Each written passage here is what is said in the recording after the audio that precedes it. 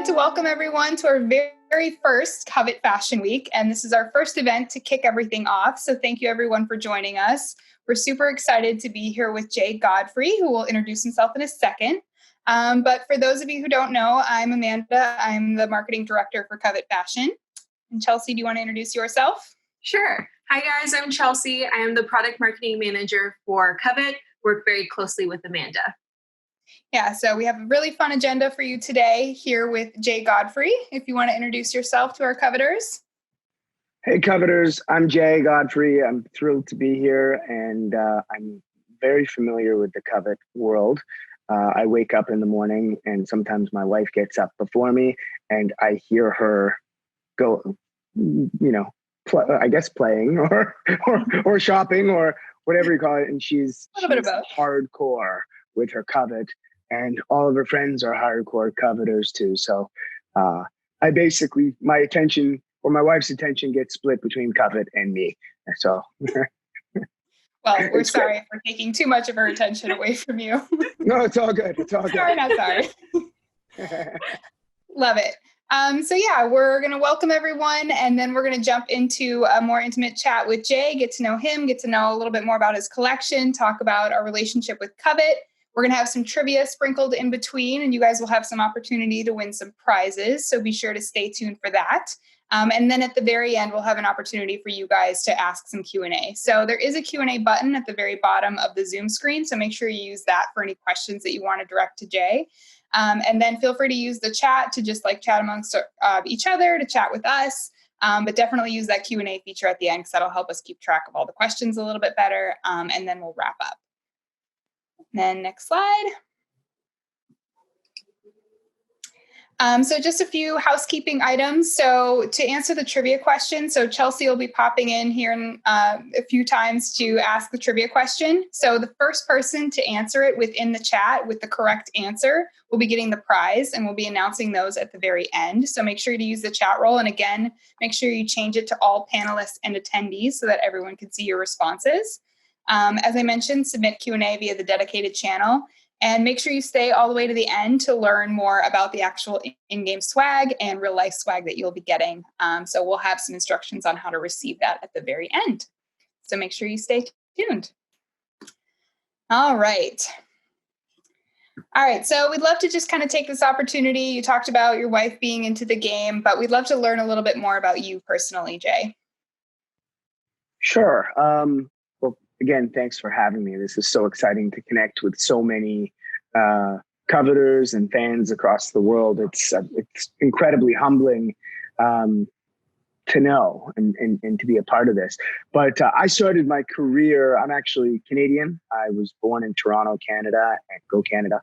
And I moved to New York about 19 years ago to be an investment banker, which is kind of funny to go from investment banking into fashion. But I really, really didn't like finance at all. I know that sounds very, very surprising, but I didn't. It wasn't for me. And I found, no joke, I tried every which way to get fired because these investment banks, when they fire you, give you like financial incentives to leave. And I found that one thing I was very bad at was getting fired. They would not fire me. So I had to quit after about 14 or 15 months. But I didn't quit until I knew what I was going to do next. And I remember being what I consider to be thoroughly miserable on vacation with my family, not because I was on vacation with my family, but because I was, I loved being on vacation with my family. It was great. But I remember thinking to myself, like, what do I want to do next? And I had this incredible, passion and love for the fashion world. And at the time, I wasn't married and didn't have kids. And I said, you know what, let's give this a go. And I got very, very lucky in that I applied to the Parsons School of Design here in New York, where I live now. And somehow, some way, I got in. I still, almost 20 years later, don't know how I got into Parsons because I had no artistic skill at the time. I never sewed a garment. I never drew or sketched. And my only experience in fashion really was that I liked clothes. But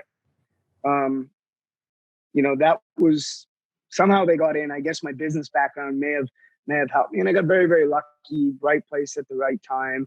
I ended up actually wanting, to be a menswear designer first, and got convinced out of it. And I was actually at a cocktail party, right place, right time, and met somebody who worked with Oscar de la Renta, and somehow found my way working at Oscar de la Renta, which was unbelievable. And one thing led to another, and I decided, I wanted to put my business background and what I had learned at Parsons from an artistic perspective together.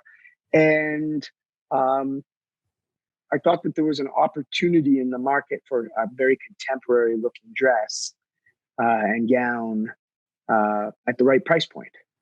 And so I started my brand about 16 years ago, approximately.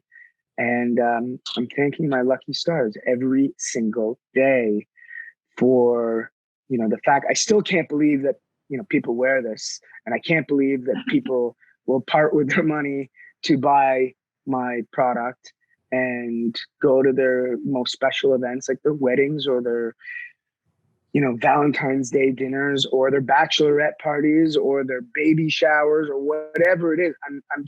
I'm still in awe of all that and really humbled by it all. So, and it's people, like all the people that are on this Zoom call that really make it very easy for me to get out of bed every day.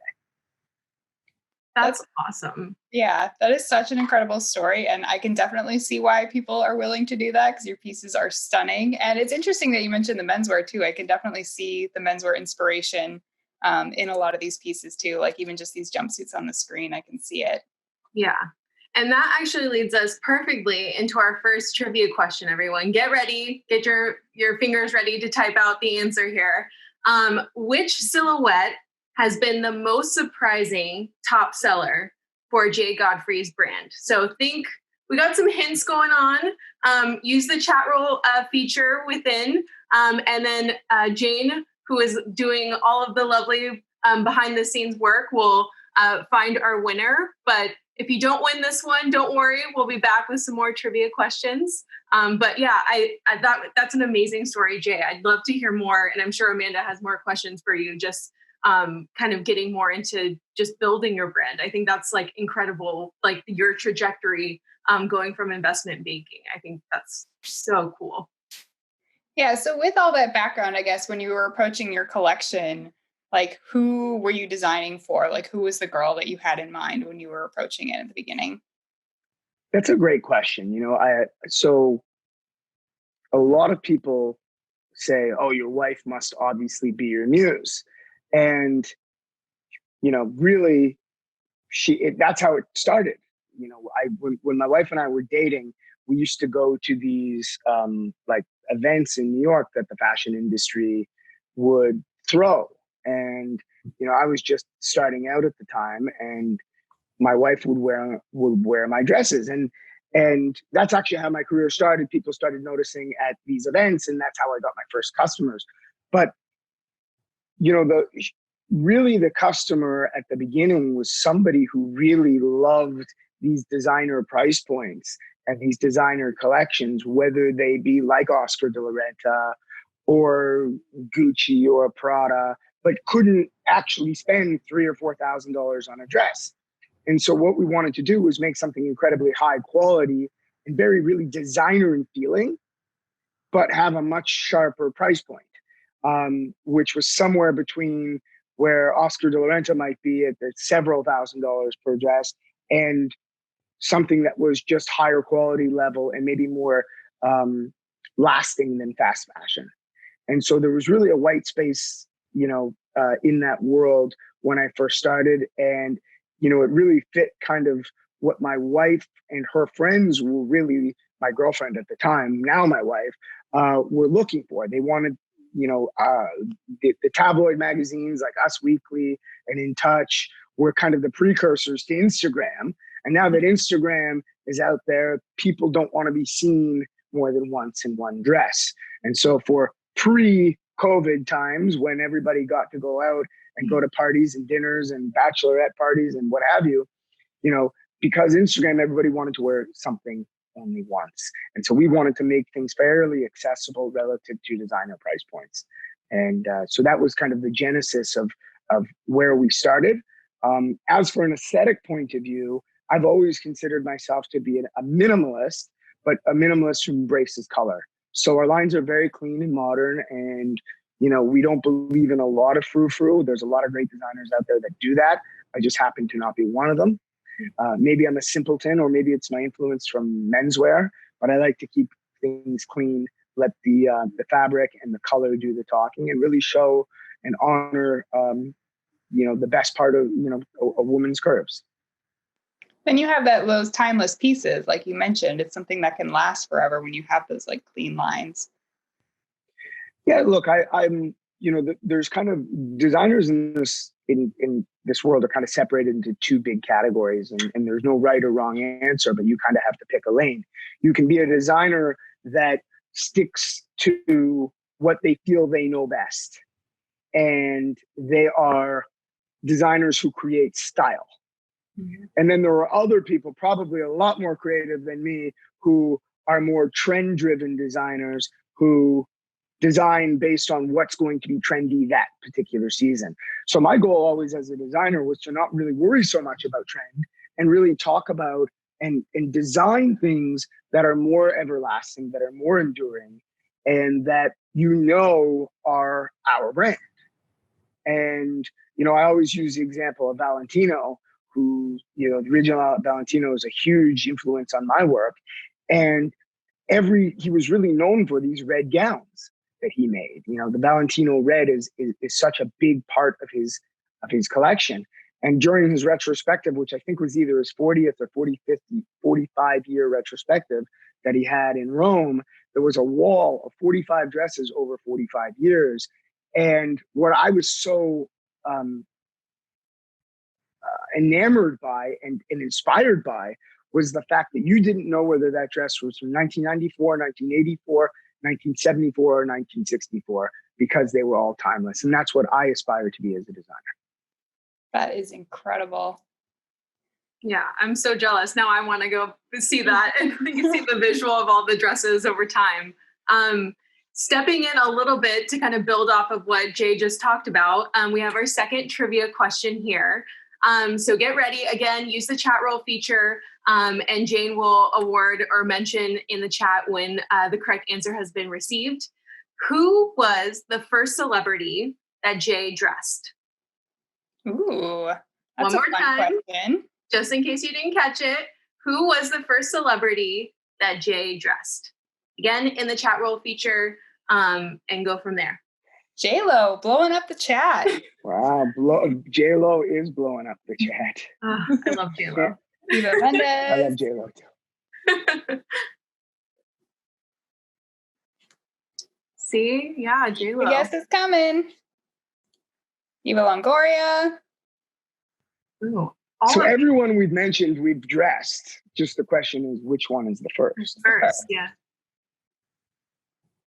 Ooh. All right. Sounds like we do have a winner. And again, we'll announce at the end. So you mentioned when you were talking about, the occasion dressing that, before COVID times, they really wanted to get dressed up and go out and be seen. With a brand such as yourself that is very focused on like occasion dressing, how have you been holding up in the past 6 months or so? And how have you, kind of been refocusing your brand during this time?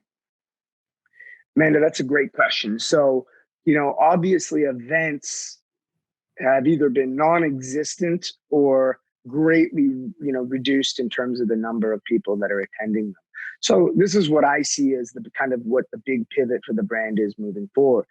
First, as we come out of COVID, and I do believe, although I'm not Dr. Anthony Fauci or anything like that, I'm a big believer that we will come out of this and life will eventually come back to normal. When that is, I can't exactly say, but I think as we start to come out, two things will happen. Events will certainly be smaller in size, which really won't necessarily change how people dress. But one thing I think is going to be a big, big, big thing is the reinvention of what I call the dinner party. So it used to be that, you'd invite people over and maybe it would be a casual thing. I think people are going to start to dress more because people love to dress up. And so when we think of the reinvention of the dinner party, we think of what are people going to want to wear as hosts, or what are people going to want to wear as guests going to a dinner party that might be dressy. And so we're actually focusing on less constricting silhouettes, definitely some more easier silhouettes that women would want to wear either as a dress, but might also have versatility over a pair of jeans or a pair of leggings. So we're looking at a lot of wrap dresses, a lot of structured jackets that can be worn as a dress, that can be worn, with a tank top and a pair of jeans and heels. So we're just bringing a lot more versatility into what women are going to wear to the new dinner party. We're also thinking about what does that mean for the bride? We have a lot of brides who shop with us, whether they're wearing it to their wedding reception, which is probably less common for us than all the events surrounding the shower, the rehearsal dinner, the engagement party. But now we're actually starting to see that people are getting engaged, and they might not be having the wedding with 100, 200, 300 people anymore, but they still want to get married. And that might be the courthouse bride, or that might be the bride who's getting married in her backyard with her close friends and family. And the idea of these very large, big skirt, petticoat gowns with very structured bustiers, they're not something that we do. And I feel like women are actually moving away from into more simple things like column gowns, slip dresses. With the city hall brides, we've seen a lot of women wear a lot of our white jacket dresses. And so we're really adapting to the new world of what that bride looks like. And it's exciting. And we're going to come out of this, and I think we're going to have coming out of this both the City Hall bride and the bride from yesterday as well. So we will come out of it, everybody. Please don't worry. Yeah, I love and appreciate the optimism. I think that's like a very great perspective on just like special events. And obviously like New York Fashion Week and Fashion Month in general looks completely different this year than it ever has before. Most things are digital. There's some in-person presentations, but without guests. What do you see? Where do you see the future of fashion going?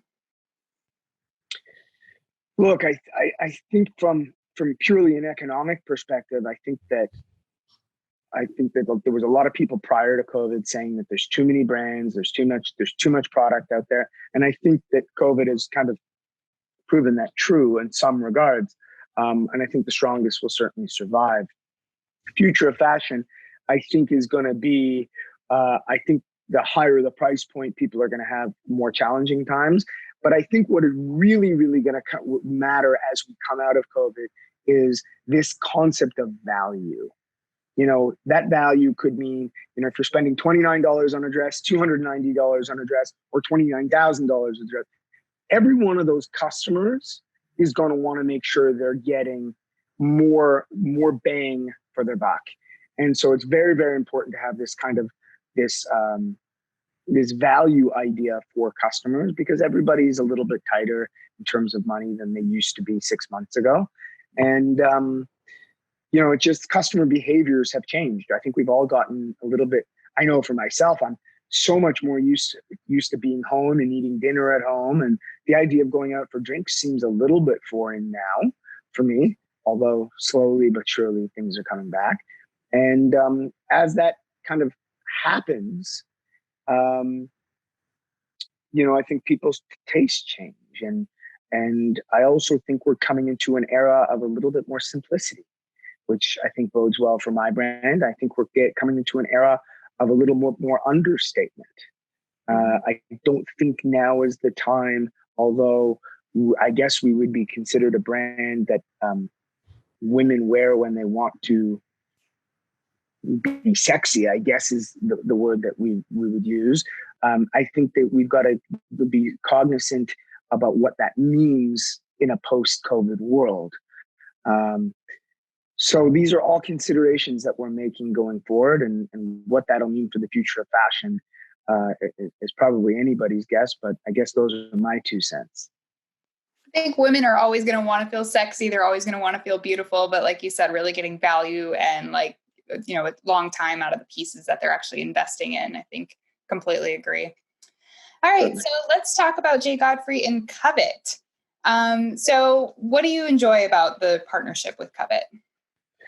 The enthusiasm. I've never seen anything like it, like the Coveters. I mean, I first saw it with my wife and her friends, and the time and the dedication and the excitement that people, these Coveters, that when there's new product posted or the challenges.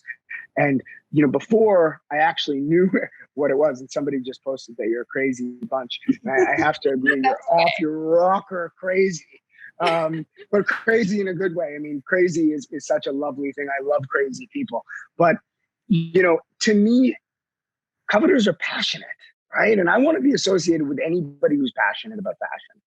And I just love that, in other games, and I'm putting that in quotes, people play the game and then they put it down and walk away. But Coveters aren't. They talk about it.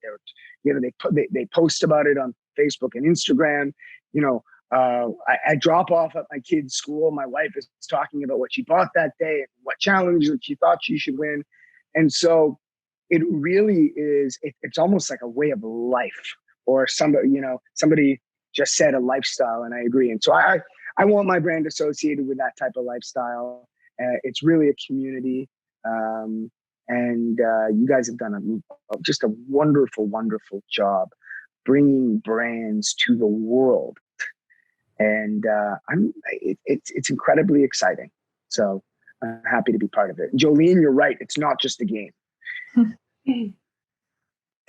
That's amazing to hear. I totally agree. I've never even heard, let alone been associated with a platform that has had such a lovely, passionate, and enthusiastic community. I think it's one of the things that makes Covet so unique. So it's been a pleasure to be a part of it on this side, being part of the team and just getting to know the community.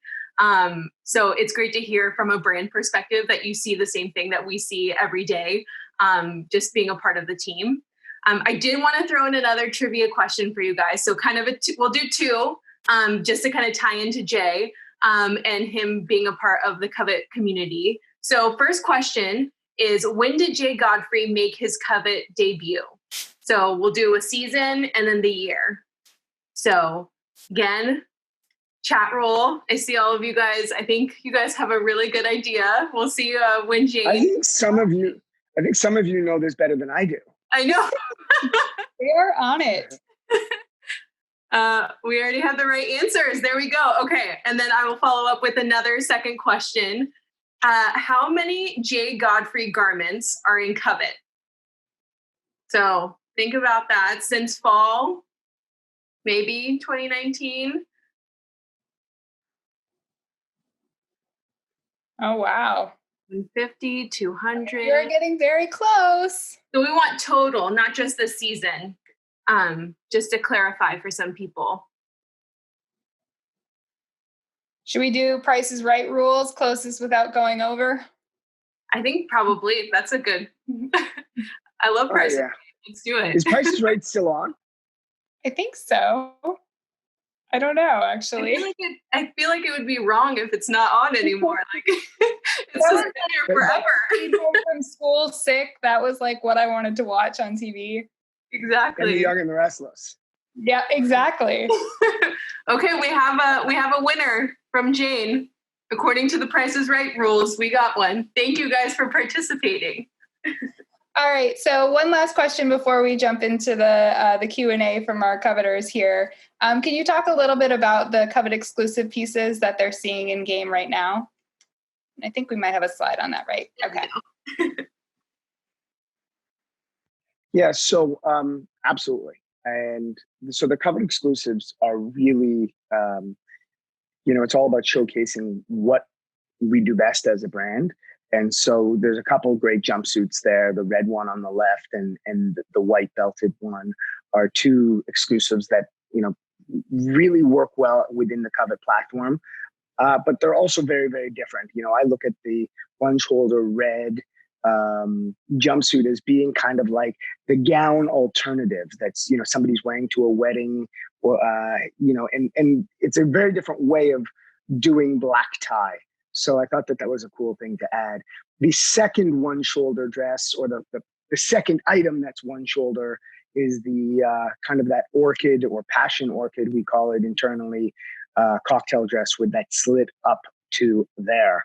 And the funny thing is that I remember designing that dress and fitting it on the model. And, maybe in my old age, I'm getting conservative, but I was like, okay, we can keep the slit there. And both our fit model and one of our female designers was like, no, keep going. And then I started to blush, thinking that this was going to get a little dangerous. And it's so funny that I'm so proud of all of my customers who are so brave and really want to, show their best. And so I love this one dress. The third jumpsuit is really, or the third item, the white jumpsuit, is such a great universal bridal piece. And we're seeing it, people wear it for daytime to luncheons and baby showers, but also that new bride that we're talking about, the courthouse bride. And so these white jumpsuits are really kind of leading the way for us. And then finally, that last gown really is kind of like that early fall, but not quite winter, look. The one shoulder flowing chiffon with the floral print. It's still super sexy. It's kind of reminiscent of, Madame Gray, who was a big designer in the 1930s, and, kind of what Tom Ford was doing at Gucci in the early 90s. And so it's really, really clean and simple, but I love these asymmetrical silhouettes that are leggy, and my customers do as well. I'm obsessed with all these pieces, especially that red jumpsuit. Like you said, I feel like it's hard not to notice someone in a red jumpsuit when they're out at a party like that. Yeah. It's just like, draw your attention. Anyone that can pull that off, I'm like, oh my God, you look amazing. I love a good jumpsuit. For sure. All right. So we will start the Q&A. Just a reminder to all of our attendees to use the Q&A feature at the bottom. So submit your questions there and I will read them out to Jay. All right. So first question, what is your favorite type of item to design? Dresses, jumpsuits, pants, etc. I think because of my initial inclination to go into menswear, I really have this love for tailoring. So I really love all those tuxedo items personally. I love anything with a structured shoulder. But what I find exciting about designing those things is finding a way to make them both chic and elegant, but also sexy at the same time. And it's really striking that balance, which is really where the challenge lies for me. It's very easy to design things that are super bare or super covered, but to have things that kind of talk to both worlds is that's really exciting for me. And that's kind of what I enjoy designing most. What designer whose aesthetic is very different from yours are you constantly in awe of? Wow, that's a good question. Can I pick a few, or do I only have to pick one? I think you can pick a few. Okay, cool. I mean, look, I think what Victor and Rolf does, it couldn't be any more different than what I do. But these boys, excuse the expression, but they're brave. They're brave. I was about to say something else. They're brave and they take risks. And I love designers who are really willing to take risks. So Victor and Rolf for sure. And then I really have a great respect for what Tom Ford has done over the years. He really was the first one to do minimalist sexy in such a profound way. I give great credit to my former neighbor who used to live in my building, Mark Jacobs. Although our aesthetics couldn't be any more different, he always seems to do something that at first blush, people are like, wow, and shocked by. But then you look, seasons down the road and like, there he is. He's setting the stage again. And, the late Oscar de la Renta, I learned so much from him. And he really understood women probably better than any designer that I've ever had the pleasure of working with or knowing. And his consistency and his elegance were truly special. So I think I probably mentioned those four. That is a great list. You kind of touched on this a little bit with the in-person events, but I kind of like how this question is framed. Like, how are current events with the rise of like virtual events and meetings influencing your designs? Well, because everybody's sitting down on Zoom, nobody's wearing pants. Exactly. Just I think that's what they meant. Right. But I don't think that's what they meant either. I mean, look, I think virtual events, I think at the beginning when everybody started the Zoom thing, everybody was like showing up in their bathrobe, and I was so horrified by it. But at the same time, now people are starting to realize, like, I know for myself, the Jewish holidays are coming up, and I'm doing this with my family in Canada and my wife's family in Canada, and I've got some friends and family who are in Florida and Los Angeles. And I think now that as we kind of get used to this idea of virtual event, we're really starting to have a little bit more respect for ourselves in terms of how we dress. And so has it changed? Well, I guess, to kind of take the idea of pants a little bit more seriously, really more emphasis is going to happen on the top half. Yeah, I agree. And somebody just asked if pajamas count. And actually, I'm really glad that they just asked that because the idea of these elevated pajamas, like the silk pajamas with the piping, that is something that is actually becoming a thing because of COVID, or the elevated robe. And I'm not talking about the robe you wear getting out of the shower or the one you have your morning coffee in, but there's these beautiful silk printed robes and kimonos out there that people are wearing, and they're not lingerie and they're not leisure wear, but they're beautiful. And so I think you'll see a lot of people wearing that type of thing. Love it. All right. So many really good questions in here. So your wife plays Covet. Do you give her advice on the challenges? No, she doesn't let me look at what she's doing. It's like it's like I'm invading on a private conversation that she's having. So and maybe I hope she's voting and picking looks that I'm involved in, but I guess I'll never know. I'll have to ask her after this. Who knows? She could maybe even be on this call as like using another username. Who knows? She probably is. All right. Which celebrity would you love to dress in the future? That's a great question. I'm